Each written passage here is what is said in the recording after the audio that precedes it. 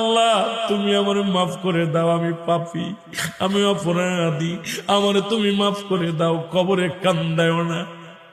আল্লাহ মানুষের প্রথম বিপদ হলো মরণ, দ্বিতীয় বিপদ হলো কবর, তৃতীয় বিপদ হলো কিয়ামতের ময়দান।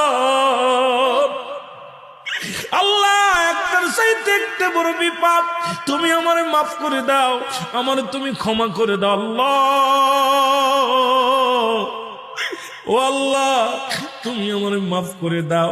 আল্লাহ তুমি আমারে মাফ করে দাও, আমি পাপী, আমি অপরাধী, আমারে তুমি মাফ করে দাও, কবরে কান্দায় না।